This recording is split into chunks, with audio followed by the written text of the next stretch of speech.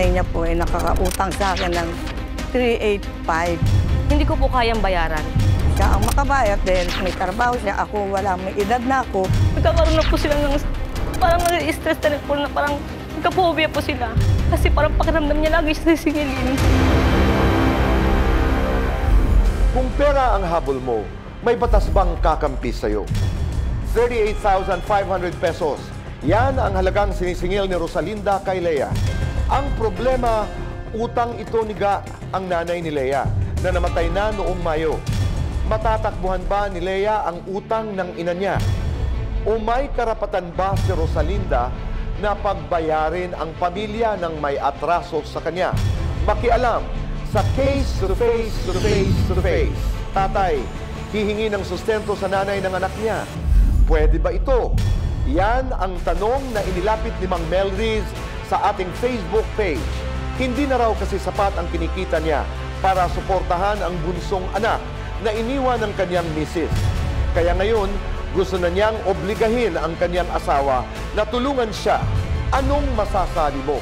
Kasali ang opinyon mo dito sa Payo ni Kuya Alan. Kung higit sa pera ang problema mo, kung hindi na makatulog dahil sa kaiisip ng mga solusyon, baka may mental health issue ka na dapat ring tugunan. Makinig sa mga aral na natutunan ni Kylie Verzosa sa Ask Boy Abunda. At pera, papremyo at pag-asa, yan ang hatid ng Alan Piapig. Lahat ng yan ngayong gabi sa Cayetano in Action with Boy Abunda. Pasyon noon ni kumpanyero, itutuloy natin ngayon. Payong kapatid, ang aming hatid, ibahagi ang biyaya at saya. Cayetano in Action with Boy Abunda. CIA with the A, CIA with the A, CIA with the A. 1, 5, 4,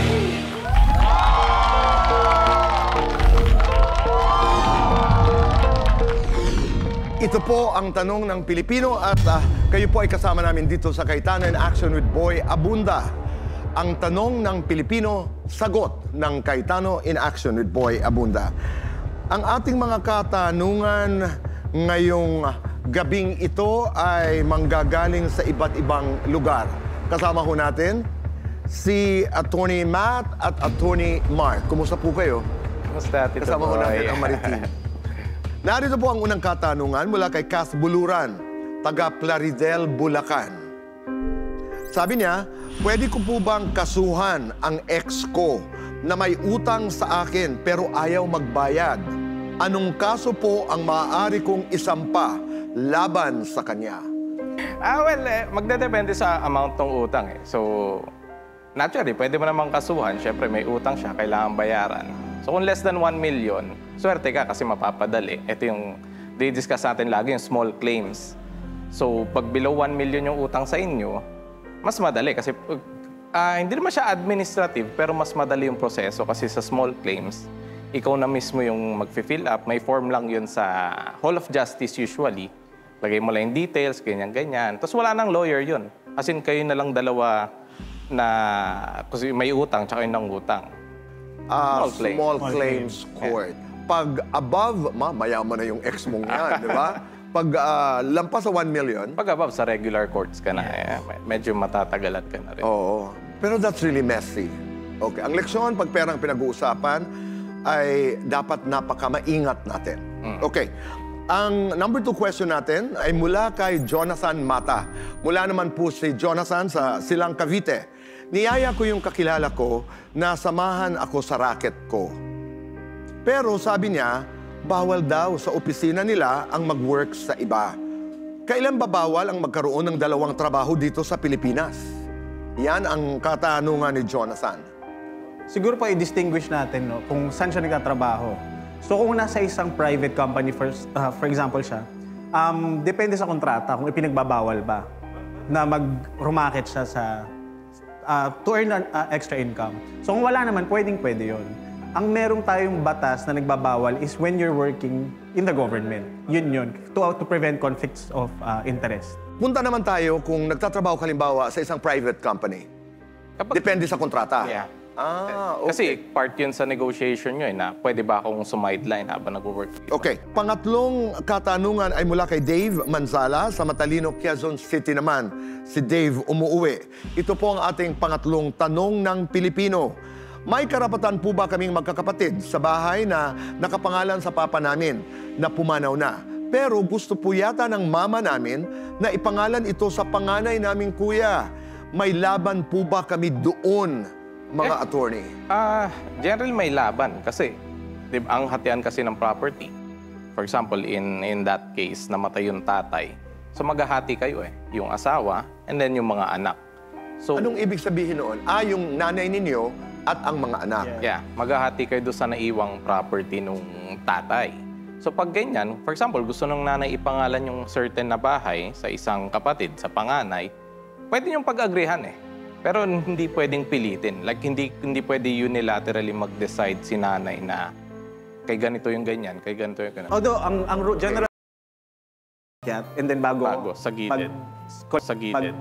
Collateral line. So bago yung mga lola at bago anak muna. yung mga apo, ito muna, yung gitna, yung magulang at ang mga anak. Bali po, anak muna, and then kung walang anak, paakyat. So, if you have living parents, sa kanila mapupunta. And then if wala both, you go sideways, mga kapatid.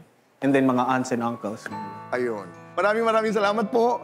At kung kayo po ay may mga katanungang legal na nais yung kayo'y maliwanagan, kayo'y sumulat lamang ng inyong katanungan at i-post sa aming comment section sa iba't ibang social media accounts natin. O di kaya mas maganda, i-video niyo po ang inyong sarili na nagtatanong. At i-post nyo rin po sa aming mga social media accounts.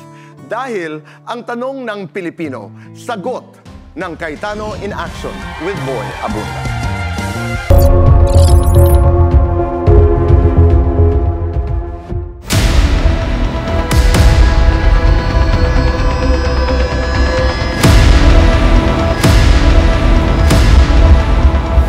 Rosalinda, ano ang kwento? Anong iyong nirereklamo? Nireklamo ko po si Leia. Dahil ang nanay niya po ay nakakautang sa akin ng 385. Ngayon po, gusto ko siyang singilin sa pakakautang ng nanay niya. Yun naman pera na yun, kinukuha ko lang din sa tao na para ipalabas. Hindi ko makalain na ganyan mangyayari. Paano ako makakabayad ng utang? Ngayon, kinukuha sa akin yung pera ng mimi-ari. Sabi ko, wala akong maibibigay kasi yung nangutang ay namatay. Ngayon, ang gusto ko, nireklamo ko po si Leia para siya ang magbayad. Rosalinda, bakit sa iyong isipan dapat ang nagbabayad ng utang ay ang kanyang anak na si Leia? Kasi po, malaking chance na siya ang makabayad dahil siya ay bata, pwede siya may trabaho siya, ako wala, may edad na ako, para ako pang makahanap buhay ngayon. Sa kakagustuhan kong huwag masira ako sa kinukuha kong pera, pati puhunan ko sa manok, na idamay ko na sa pagbibigay sa interest to sa may-ari ng pera. Iyong pera na pinauutang ay hinihiram mo rin? Opo. Si Aling Ga, yung nanay ni Leia, ang nagdadala ng tao sa iyo para humiram ng pera. Opo. Palabasa nga ho, Kilala mo? kilala ko siya, saka nagdadala siya sa akin ng tao, malaking tiwala ko, ibinigay ko ang pera sa kanya. Sa amo mo, financier. Ang usapan po yan, hati sa tubo sa loob ng 1 buwan. Malaking bagay sa akin yun kasi mga kapatid ko, mga senior na rin ho. Wala akong matatagpuan. Nakikitira lang ako sa kapatid ko. Tapos ganyan pang nangyari sa akin. Ngayon, sinisingil ako. Itong edad ko na to, ano ba naman hahanap buhayin ko? Pati puhunan ko sa manok, natangay na ko sa kakabigay ko ng interest. Sa interest doon sa iyong amo. Kasi ang pagkakaalam ko, nakapagbigay ng interest si Aling Ga na nagkakahalaga ng 10,000 ba? Kaya naging 38,500. Yun ang kapital. Oh, ang kapital po, 38.5. Pero ho, interest lang yun, hindi nababawasan ang kapital. Ang nababayaran ay interest lamang. Oho. Pagkanong interest ay binabayad buwan-buwan. Kasi po, iba-iba pecha. Hindi ho totally bigla. Pecha a 5, a 10, a 20. Magbibigay ho sila sa akin ng tubo sa 10,000 2,000. Yung 2,000, 1,000 sa amo, 1,000 sa iyo. Oho. Okay. So ngayon sa kagaya nga namatay si Ga, ako mag-shoulder ngayon sa amo ko. Rosalinda, hindi ba yan bahagi noong risk, ika nga, ng iyong negosyo? Na pag may nangyari na ganoon, ganoon talaga. Hindi ho. Kasi ang ano ko dyan, namatay yung nanay, may pamilya na iwan. Kung ang pamilyang naiwan ay wala rin. Meron naman kasi silang konting pinakakakitaan. Kasi bata pa siya. Okay. Kaya niyang magbigay kahit paano. So ngayon, kayo ba'y nakarating na sa barangay? Opo. O Alupon? Ano ba ang inyong pag-uusap? Yung utang ng nanay niya, siya gusto ko siyang magbayad kasi nakinabang din siya siya. Siyempre, magulang yun. Hindi ko naman akalain na lahat ng sinasabi niyang tao, siya pala ang gumagamit. Hindi ako naniniwala. Ang gumagamit ng pera ay si... Ga. Hindi din namin matatanong ang nanay ko kasi nga wala na. So, ibig sabihin, hindi dinadala yung taong nangungutang sa'yo ng personal. Sinasabi lamang. Oho. At kayo naniniwala dahil may tiwala kayo. Oho. Kasi siya, binibigyan ko rin naman siya ng konting pabor. Nagdadala siya sa akin ng tao. Pag nagbayad ng tubo, minaabutan ko siya. Tapos nga yung pinadadala ko sa kanya ang pera, hindi niya dinadala, siya pala gumagalaw. Nalaman niyo ho ito nung pumanaw na si Aling Ga. Oho, yung sinisingil ko na yung tao, wala akong utang. Hindi ko na alam, Tito Boy, kung gagawin ko Hindi ko malaman kung paano ko mababayaran yung 38.5. Sa edad kong to, hinahila ko na pa ako Naririnig po kita, Rosalinda. Tingnan natin kung saan tayo mapupunta dito sa iyong problema. Kita tayo mamaya. Apo, Ha? salamat po.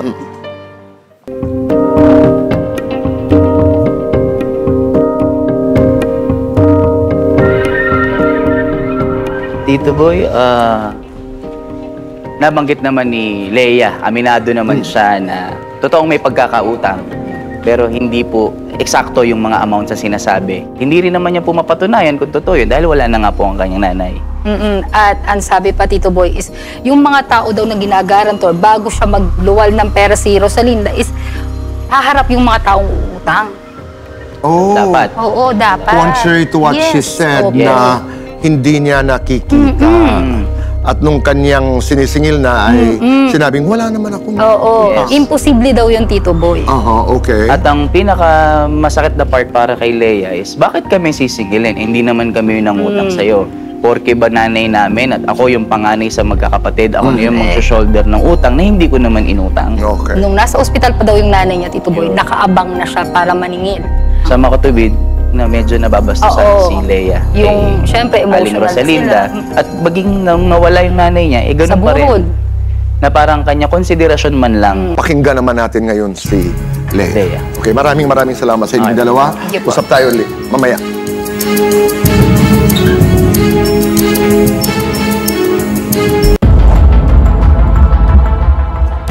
Magandang gabi, Leia. Narinig mo yung salaysay Opo. ni Aling Rosalinda. Ano ang reaksyon mo? Hirap po sa amin kasi hindi rin po namin kaya bayaran yung ganung utang. Lalo na po ako, may 4 po akong anak na pinag-aaral. 3 pong anak ko nag-aaral, yung anak ko pong gusto. Nagatas at pampers po. Ako po, nagtitinda lang po ako ng balot minsan sa gabi. Minsan po, wala pa po akong may tinda. Gawa nga po ng, minsan kailangan yung puhunan sa ano namin para mapakain ko yung mga anak ko. Sa awa ko po nag-tricycle lang. Tapos, isa po, wala pa po siyang kinikita. Kaya po, sakit po sa akin na sa akin pa po pinasa yung ganong kalaking utang na yun. Kahit ako nga po may sariling utang, hindi ko po mabayaran sa kanya. Tapos na-aware din po kasi para sa karasugan ng tatay ko po sa kanang kapatid ko. Kasi po nagkakaroon na po sila ng parang nag-stress na rin po na parang nagka-phobia po sila. Halos ayaw na lumabas ng papa ko, ng bahay. Kasi parang pakiramdam niya lagi siya sisingilin. Ilan kayo magkapatid? 2 lamang? 3 po kami. 3. Sabi mo kanina, may utang ka rin kay Aling Rosalinda? Nabayaran mo na, hindi Hindi pa pa? rin po. Magkano naman ang utang mo? 5,000 po. Nagbabayad ka ba ng interes? Opo. Pero tung huli po nung namatay po ang nanay ko, hindi na po ako nakapagtubo. Kasi nga po, wala po akong hanap buhay eh. Pag nagbibigay ka ng tubo, magkano ang binibigay mo buwan-buwan? 20% po.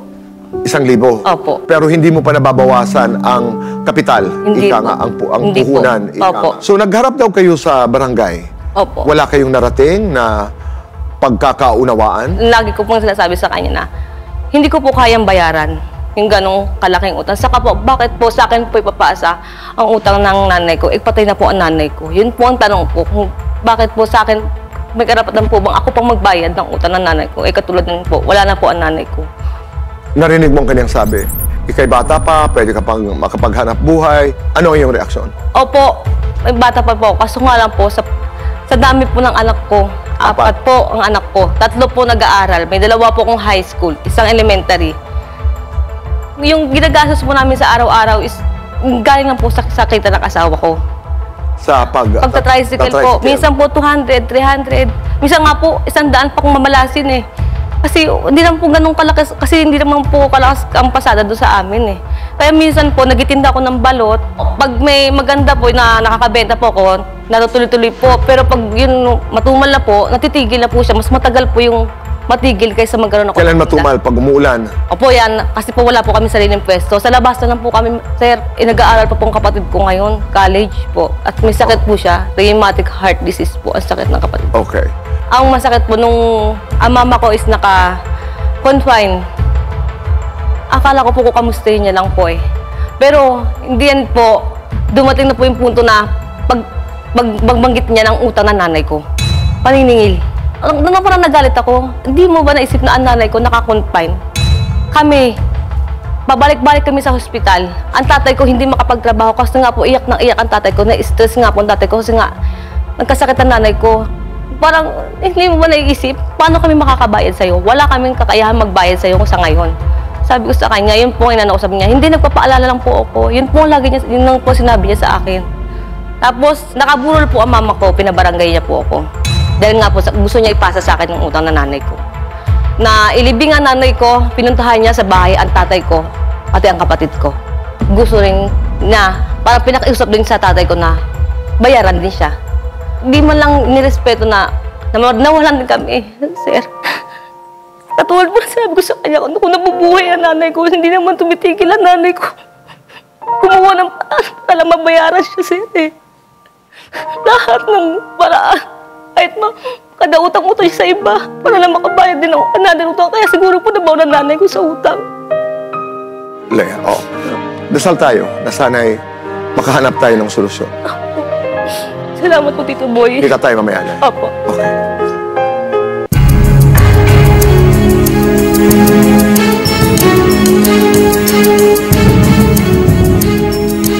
Ano? Tito Boy, hindi daw totoo na inabangan niya sa ospital o siningil niya sa ospital yung magnanay. Kasi ang katwiran naman kasi ni nanay ay biktima lang siya. Biktima lang siya sa tiwalang na ibigay niya sa nanay ni Ate Lea. At ang sinasabi niya pala, hindi pala ibang tao, kundi ang dinadahilan niya, uutang yung asawa niya, uutang yung anak niya. Kaya nagtitiwala Yes. siya. Hindi na kailangan humarap ng mga ginagamit niyang tao. So, wala po siyang ibang choice kundi singilin ng anak. Dahil nga po, anong gagawin niya? Meron din po siyang financer, may amo din siya. Hindi niya alam kung paano rin makakabayad doon. Naipit siya. Okay. Yung importanteng katanungan ngayon na gusto kong masagot, kung namamana nga ba Oo, yun. ang utang? Yan ang malalaman ho natin kasama si Kuya Alan at ang ating mga abogado sa pagbabalik po ng Cayetano in Action with Boy Abunda. Tayo'y nasa Cayetano in Action with Boy Abunda pa rin sa case to face to face to face. Ito po ang harapan, narito po ang nagrereklamo, si Aling Rosalinda at ang kanyang inirereklamo na si Lea.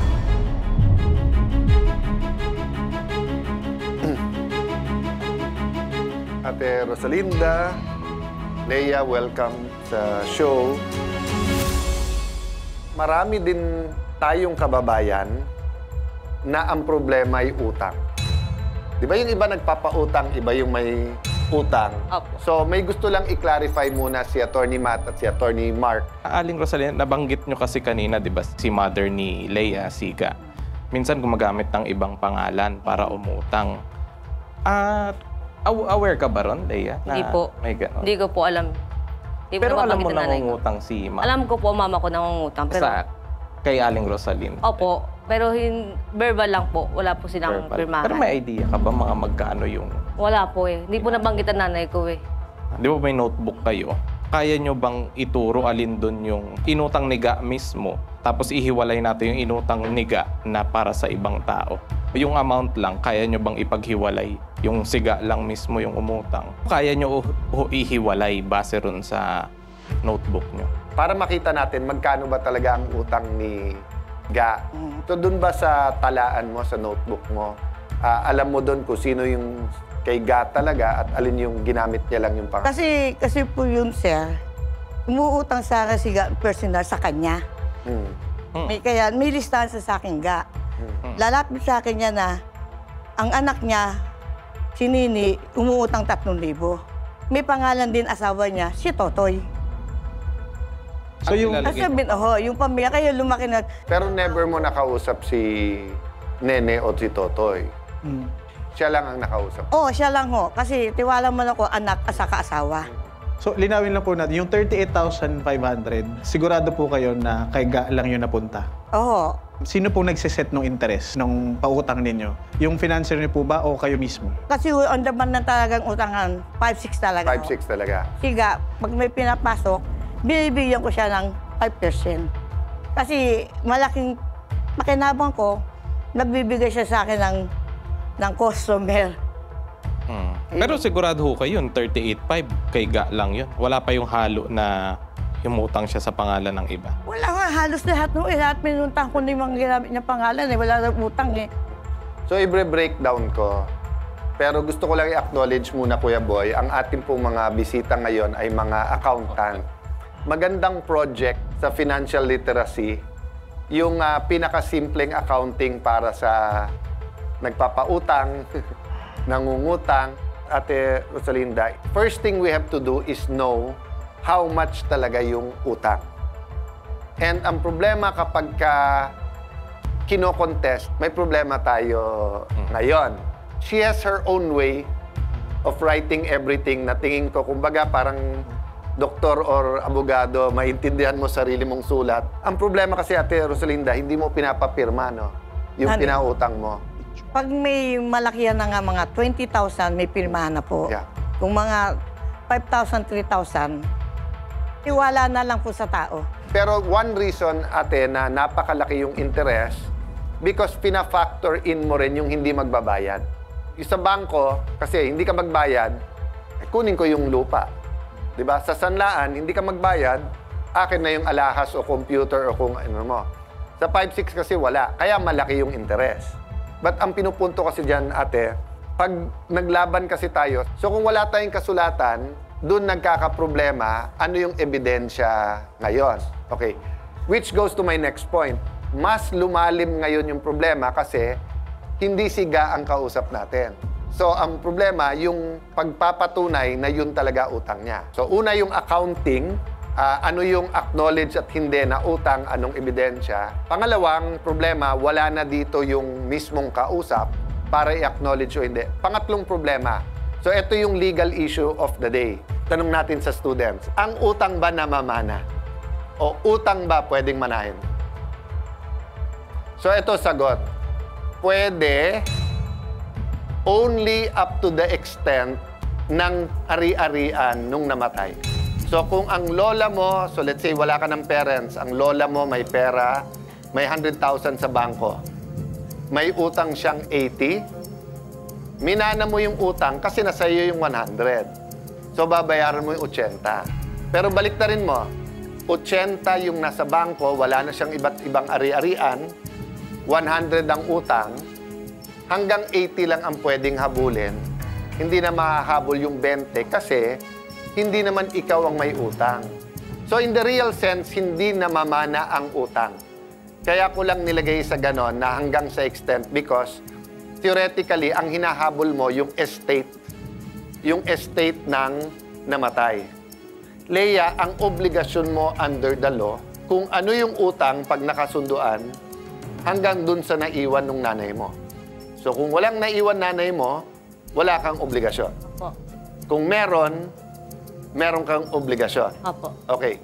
Ang problema dito, Rosalinda, may element dito ng honesty. Leia, kailangan nyo mag-usap ng magkakapatid. Di ba? May iniwan ba si nanay? May property ba? May ganito. Tapos pag yes, may utang ba? Pag no, the reality is, Rosalinda, is hindi mo mahahabol yung hindi nila utang. O, last point na lang kasi sa legal to. May utang ba si Nini at ang asawa? Tatay niya po, yung si Totoy. At si po. Totoy. Okay. Ang problema po, ang kausap niya si Ga. Tama po. Opo. Kung nakinabang si Totoy at si Nini, meaning talagang yung nanay mo binigay sa kanila, dapat nilang bayaran. But of course, hindi mapapatunayan ni Rosalinda yon kasi nga, ang Wala kausap niya si Galang. Tama ko po. Kung si Galang ang kausap at sa bulsa ni Ga, hindi niya mahahabol si Nini at saka si Totoy. Pero kapag halimbawa, hindi nang utang si Nini at si Totoy, pero nakinabang sila. Meaning, para pala sa panghulog ni Totoy yun sa motor niya, binigay niya 3,000. Si Nini naman, i-enroll yung anak, binigay niya 5,000, 8. Until the extent, di ba, ang basis ko naman nun, yung unjust enrichment, di ba? Hindi dapat nakinabang ka na may nasaktan na iba. Kasi pwede mong gamitin yung batas na hindi ko inauthorize umutang si Ga. Pero kahit hindi mo inauthorize, nakinabang ka, tanawin mo yon, di ba? At gawan mo ng paraan. Karapatan mo maningil kila Leia kung may naiwan na property si Ga. Kung wala, hindi nila minana yung utang. Kayo naman, Leia, karapatan nyo yung pinaghirapan nyo, wala kang obligasyon magbayad, pero kung nakinabang kayo direkta sa utang ng mami nyo, isipin nyo rin yung moral obligation, especially yung ginamit pangalan nyo. I'll stop there, but I want to tell you, Rosalinda, mag-usap na lang tayo ni Kuya Boy mamaya, tutulong kami sa'yo.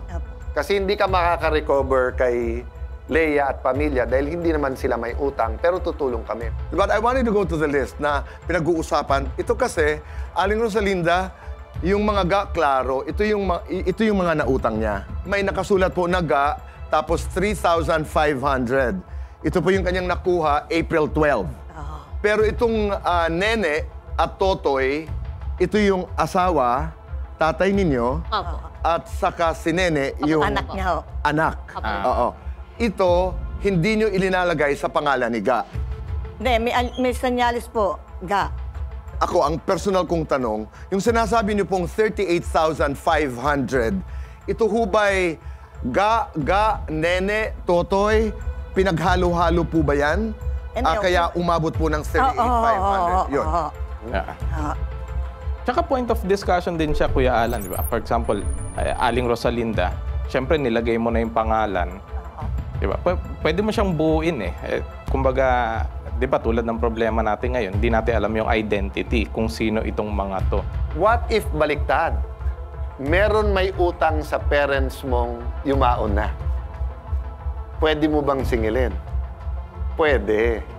Kasi minamana mo yung assets niya eh. Yung utang sa kanya, pwede mong singilin. Yun naman ang sinasabi ni Matt, na kung halimbawa nakalagay dyan yun, Grace, siyempre, baka yung magmamana sa'yo, hindi alam kung sino si Grace. Salamat po. Sa akin lang po sana, total, nagsasabi na rin po, natutulungan naman. Sana wag mo na lang din singilin pa si Papa. Yung parang paalalahanan tungkol sa utang ni Mama. Hindi mo namamana yung utang ng parents mo. Pero usually, depende sa property regime, yung utang ng asawa mo, utang mo. Apo. Pero yon, ang sabi ko nga, hanggang saan at magkano yon. Pero anyway, tutulong kami. Apo, salamat. Ang ano ko lang dun sa kay Papa, sa tatay, tignan din niya kung anong alam niya at magkano para maliwanag din tayo. Tutulong din naman kami sa inyo. Pero iba kasi yung sabihin niya, wala akong utang. At iba naman yung, di naman 38,000. Ito inutang nung nanay mo, ganyan, di ba? Tapos maano natin. But mabuti kang anak dahil nga iniisip mo yung peace and mind ng tatay. Opo, sakop po ng kapatid ko. Kasi may sakit din po yung kapatid ko. Ate, kung hindi ka nakukuha kay bossing, pasensya ka na bossing kung sino ka man. O let's say may puhunan ka na. Pwede ka magpautang ng 10% na lang. 5.5 hindi na 5.6. Misa nga po, sir pag hindi nakakabigay ng tubo at sinasabi niya bigay ng puhunan, payag ako. Kuya boy, kung matutulungan natin siya, pero pati yung umuutang sa kanya. Nagbi-business na lang po ako manok at baboy. Well, ingat din sa utang nga. Kung magpapautang ka man, yung halagang kung hindi bayaran, hindi babaksak yung negosyo mo. Samantala si Lea naman ay nagbebenta ng balut. Opo, balot vendor po ako sa gabi. Oo. Para po may pangkain kinabukasan, pambaon yung mga anak ko. Sige, anyway, mag-uusap sila Okay. ni Jalit ni Larry mamaya. Aling Rosalinda, salamat. Lea, salamat sa inyong Salamat po, tiwala. salamat din po. At mabuhay kayo. Mga payo ang ating ibabahagi po sa inyo. Sa pagbabalik ng...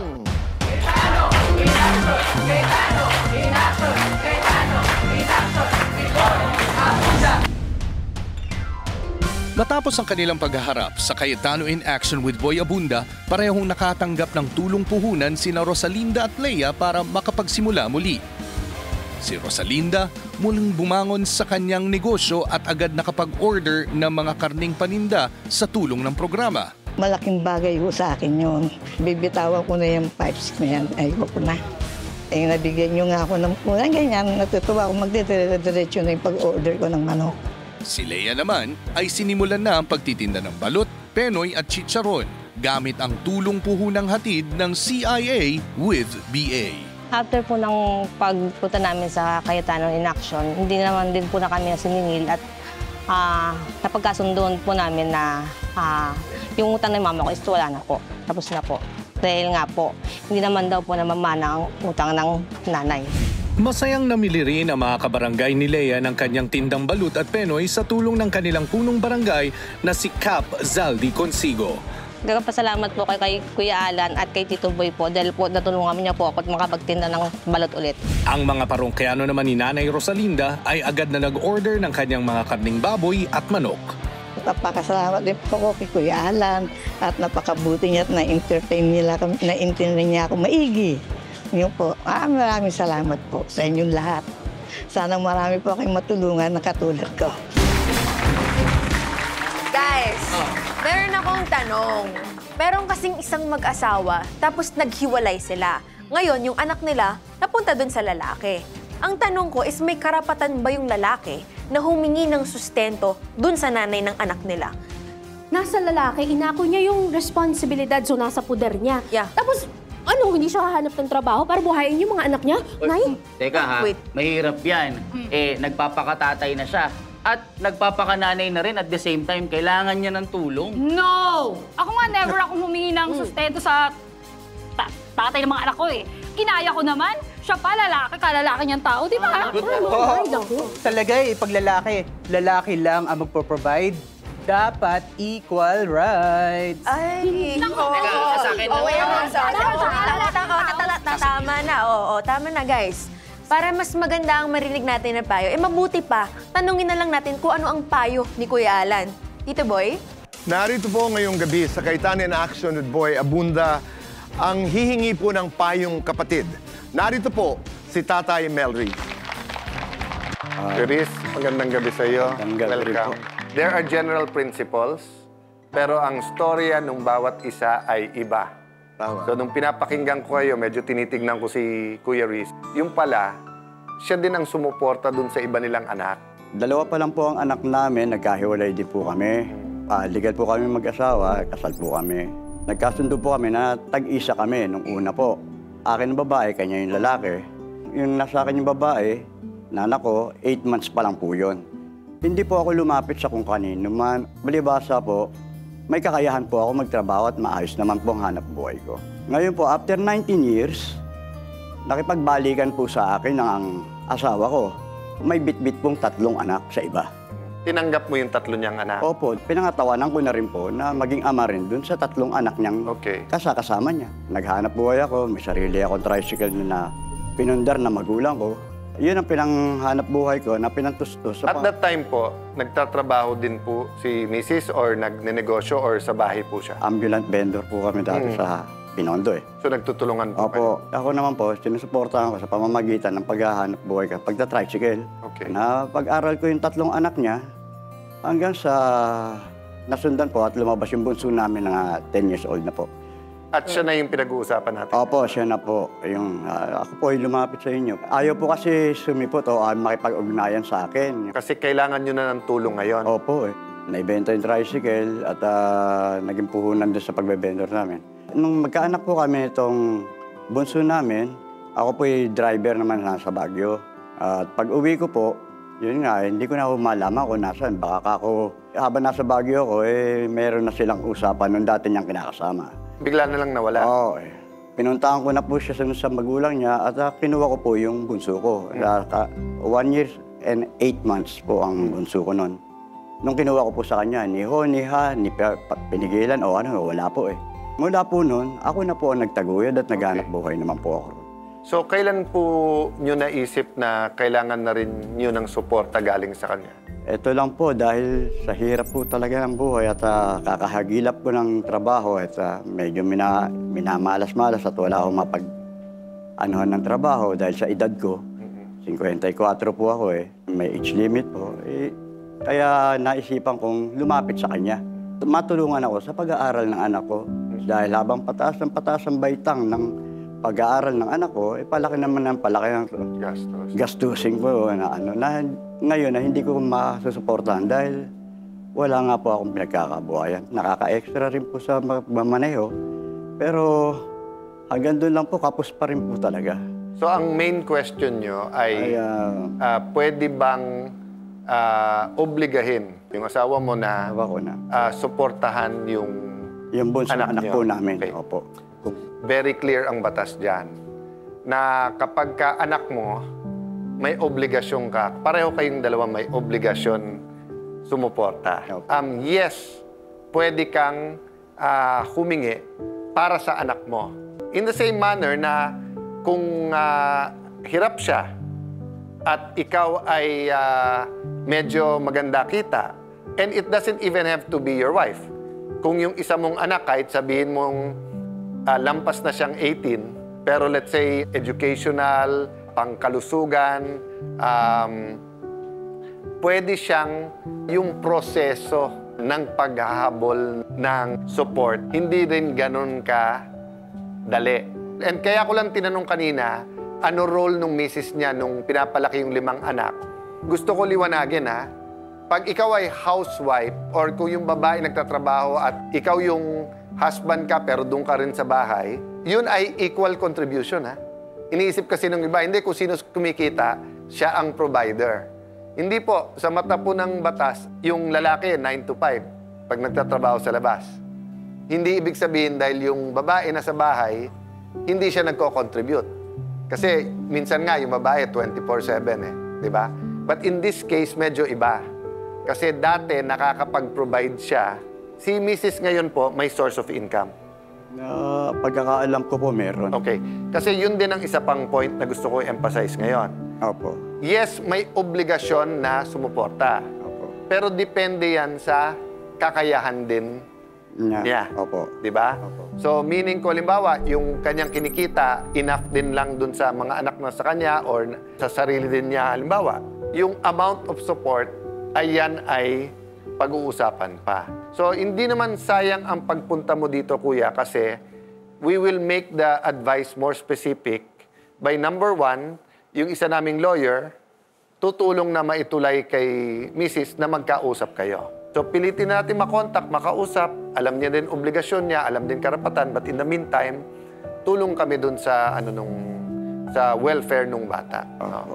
Number 2, kaya tinatanong ko kanina off the air na may gamit na ba? Nag-start na yung klase Kwento mo nga nung tinanong ko sa iyo na, kamusta yung mga gamit ng bata pagpasok? Yung sinagot mo sa akin kanina.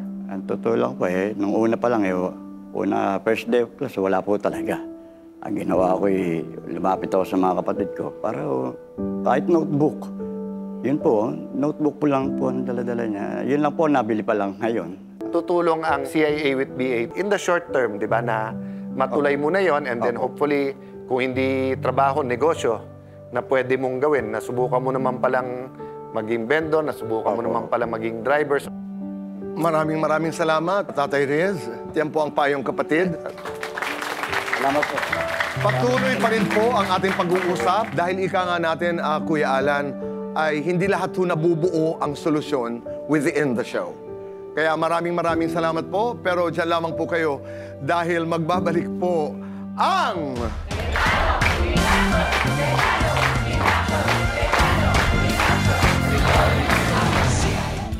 Sa tulong ng Cayetano in Action Team, gumawa ng demand letter ang programa na formal na humihingi ng sustentong 5,000 piso kada buwan si Tatay Melriz sa kanyang dating asawa.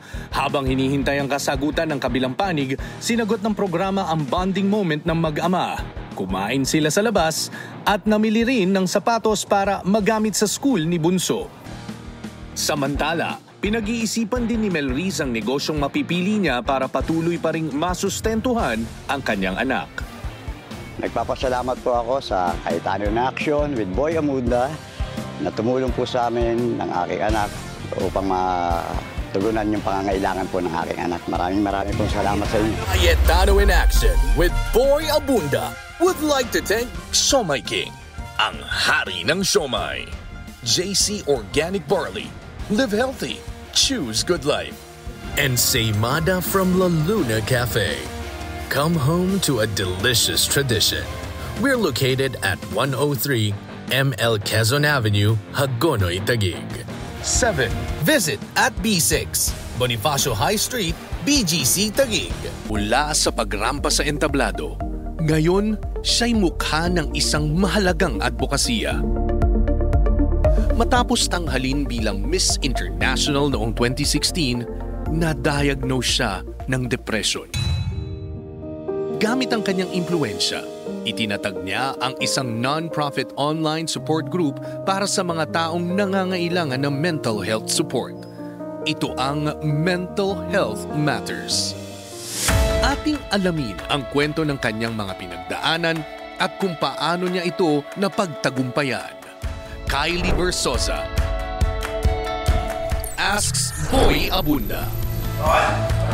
We are running 5, 4, 3.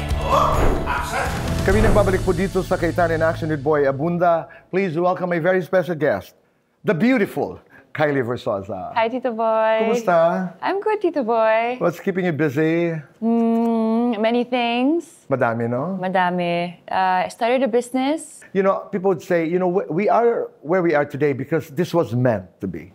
So true, Tito Boy. Diba? You know? And I honestly, Tito Boy, you've taught me so much. And like these simple conversations, ang dami kong nakuha na Ako din, without you knowing it, of course. Ang maganda because you have a very unique experience and I have a very unique experience and when we get together, napaka-vibrant ng conversation. And merong mga sumulat sa atin na ilang mga kababayan na may mga challenges na may kinalaman sa mental health. Sabi ko, Kylie's perfect for this because I remember when you and your dad used to go around and actually talk about mental health, right? So I started Mental Health Matters during it was my advocacy during my pageant time, and I'm still continuing it till now. Right now, it's my dad doing the talks sa mga schools, sa mga, my dad and my sisters doing most of the talks. But we still want to raise awareness and I still advocate dearly on mental health. Ano yung pinaka-importanteng mensahe? One most important message that you deliver every time you and your family, you know, give talks in schools and other events? Marami, Tito Boy. I would say there's no shame in asking for help. Hindi ka mahina dahil pinagdadaanan mo yan. You are not alone. Hindi ka nag-iisa. There is always, you can always ask for help. And I like that. And there is no shame. There is no shame na it's okay not to be okay. Tama. You know, we can put on this facade, pero tao lang tayo. We're only human. It's okay to share our most vulnerable moments. Oo. Kasi merong pananaw na unti-unti nang nababasag na hindi po nakakahiya ang tumawag, makipag-usap sa kaibigan tungkol sa mga problema na may kinalaman sa mental health. Pero we also acknowledge na ang daming misconception. Tama, Tito Boy. Oo, di ba? Tungkol sa mental health. At saka hindi kasi yun nakakatulong, Tito Boy. What's important with mental health is yung support ng community. Tama. So ngayon ang aming ginawa ay tumanggap ho kami ng mga katanungan, mga sulat mula sa ating mga kababayan at tutulungan ho tayo ni Kylie i-address, sagutin ang mga katanungan ito. Kyle, narito ang una. Sabi niya, meron akong anak na teenager. I was an achiever when I was in school. But my daughter is not doing good in her studies. Madalas ayaw niyang pumasok, nagdadahilan, pinapayagan ko once in a while. But itong huli, I read on one of her notebooks, may sinulat siya about being depressed at mga words about unaliving herself. How can I talk to her? Am I a bad parent? I would say, hindi po kayo masama na parent.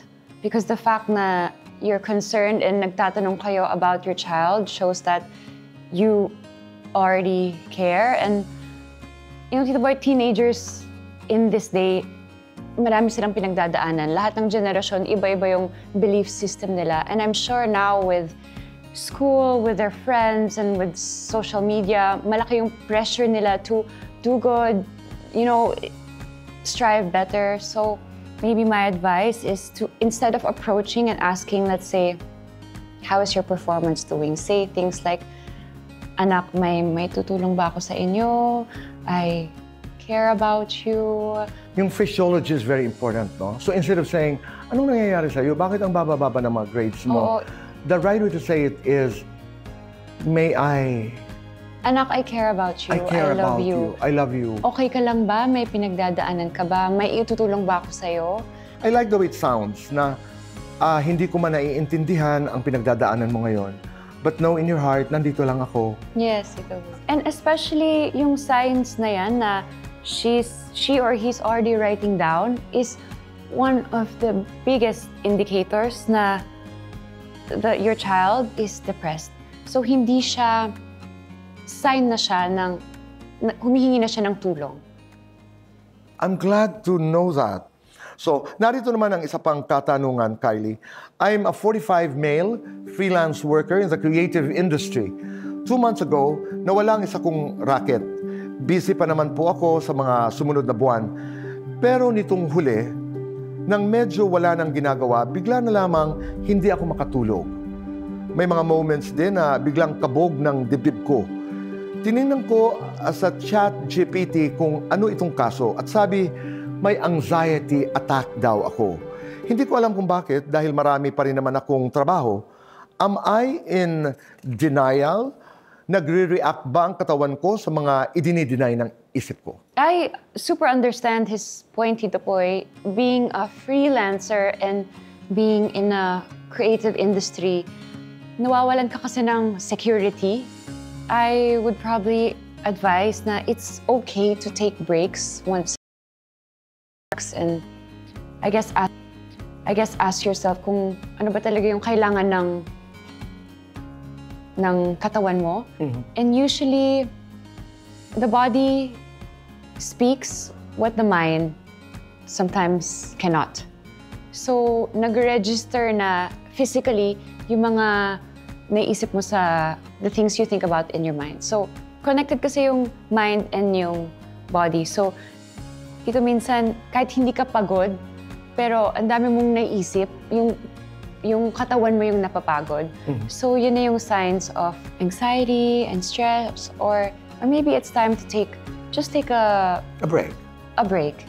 Oo, because tama ka, we are in the creative business, which is also extremely competitive. Extremely competitive. So, I like what you said. It's okay to take a break. Okay na hindi ka puno ng racket araw-araw because sometimes you need to rest. Yes. May quote ako, Tito Boy, na nabasa, parang a lot of life is waiting for the moment instead of the moment itself. And siguro na relate ko yun, I always make sure we have a family trip planned in December, planned in January. I can't wait for, let's say, our Boracay trip. So they look forward to something. But I agree with that. Right, di ba? And I remember that just now, na yeah, you can dream together. Nakakatuwa dahil, sharing a dream with a loved one is a beautiful experience. Kylie, maraming salamat. Thank you so much. Thank you so Tito much Boy. for this conversation. Thank you so much, Dami Tito kong Boy. narinig, dami kong natutunan, at sigurado ako na maraming mapupulot ang ating mga tagapanood. Yes, Tito Boy. I just wanna. I'm not a mental health expert, but I can give advice, and I know I've been through it, and sana po na makatulong ako kahit konti. I'm sure you've helped a lot. Kylie, maraming salamat. Thank you so much, Tito Boy. And you take good care of yourself at stay beautiful inside and out. Thank you, Tito Thank you Boy. very much. Huwag po kayong alis, magbabalik po ang Kaytanan in Action with Boy Abunda. Tayo nagbabalik po dito sa Kaytanan in Action with Boy Abunda. Kayo ba'y handa ng manalo? Marami sa inyong mananalo ng 3,000 pesos. Ang iba naman ay mananalo ng 5,000! Pero lahat may regalo. Mula sa JC at La Luna. Walang uuwi na walang regalo.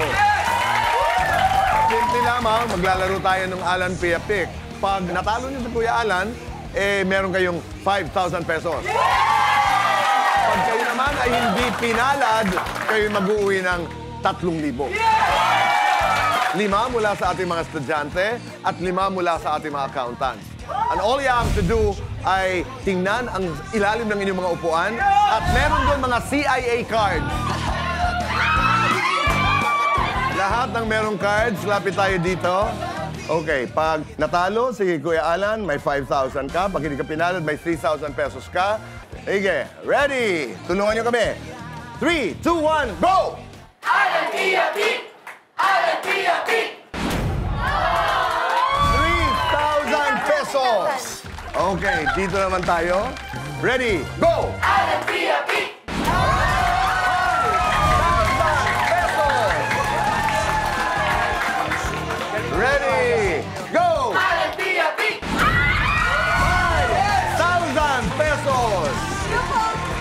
Ready, go! Alan Pia Pick! Alan Pia Pick! 3,000 pesos! Dito naman, go! Alan Pia Pick!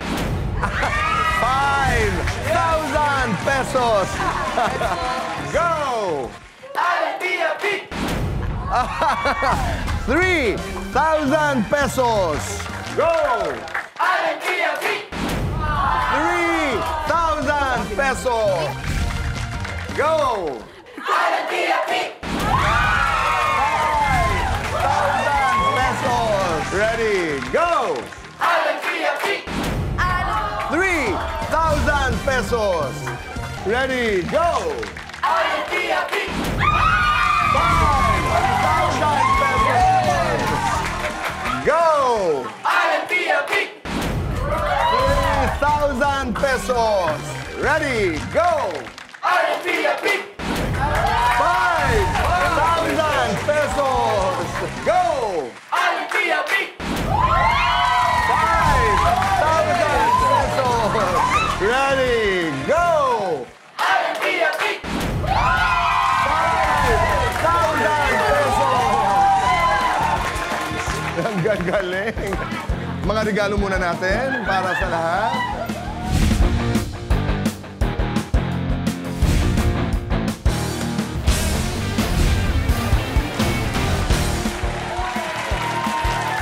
Boy, maraming bagay sa mundo na natututunan natin through tradition. Diba? So, wala pa naman kasi ako nakikitang kurso on 5-6. Nung araw, talagang ang salita ng isang tao ay sagrado sa kanya. Ngayon, marami ka nang marinig na, hindi, sinabi ko lang yon. So, ang point ko, especially the professionals, if we can develop systems, whether it's small businesses, how do you have simple accounting, isipin mo, if one of you makes that simple tool, tapos downloadable, pero kasi kailangan akma eh. Iba kasi talaga yung na-acclimatize natin. Di ba na nagawa nating akma or para talaga sa Pilipino or kung halimbawa iba ang style ng 5-6 sa mga waray. Small loans waray style, di ba? Kung sabihin ng mga Ilocano ay mas magaling sa pera, ano yung app na yan or ano yung accounting na yan na mas para sa kanila din talaga, di ba? Sa Muslim, for example, no, bawal sa kanila may interest. So, not only the accounting, but the model of paano palakihin yung business is different. So, hindi pwedeng business mo yung pautang. Pero pwede ka mag-business na business. Ganda nun. Doon kay Rosalinda sa Kilea, dahil nga sa hirap ng panahon, marami sa ating mga kababayan ang kumakapit sa utang. So ngayong gabi, napanood natin na pareho dapat nag-iingat at pareho may responsibilidad. Ngayon nalaman ko yung mga karapatan ng bawat isa. Lalo nitong kwento ng minamana ba ang utang. Pupunta ka sa pamilya, katulad halimbawa nung kwento ni Tatay Riz. Isipin niyo ang epekto nitong nangyayari sa kanila sa mga anak. Imagine yung epekto nito kay Jonathan, yung kanyang anak, yung 10 years old na bata. Ang bata pa naman, hindi yung kung ano lang ang naririnig. Ang kanilang natututunan ay kung ano yung kanilang nakikita. At that brings me to my interview with Kylie Versosa. Napakagandang babae, beauty queen, Binibining Pilipinas International. Ngayon, meron siyang napakatagumpay na online business. Pero hindi ko alam ang pinagdaanan ni Kylie in terms of mental health challenges. Kunento niya na they would go and do counseling kasama niya ang kanyang dad because mental health challenges. And Kylie, maraming salamat sa iyong advocacy na pagpapalaganap ng mental health. Kailangan hindi lamang ang ating mga katawan ang malusog, dapat malusog din ang ating kaisipan. So maraming mga kwento pero iba't ibang aral ang ating napupulot. Pinakikinggan ko yung utang, nakita ko yung listahan, 1,500, 3,005. Itong halagang ito ay pinag-aawayan, halos nakataya ng mga buhay. Di ba? I think the challenge is for generation, for this generation, to deliberately decide to be better people. At yung bawat number na yun, boy, na bawat first name, kapit sa patalim din, ha? Lahat. Sinong gustong umutang ng 20% yung interest, di ba? Parating sinasabi ni tatay, no, yung dating senador natin, Rene Compañero, na huwag magpaapi, alamin ang batas, no? And I'd like to add na kung may legal kasi na kaalaman, mas mailalaban talaga ang ating karapatan. At doon lamang tayo sa tama. Dahil sa batas, wala tayong kawala. Maraming salamat.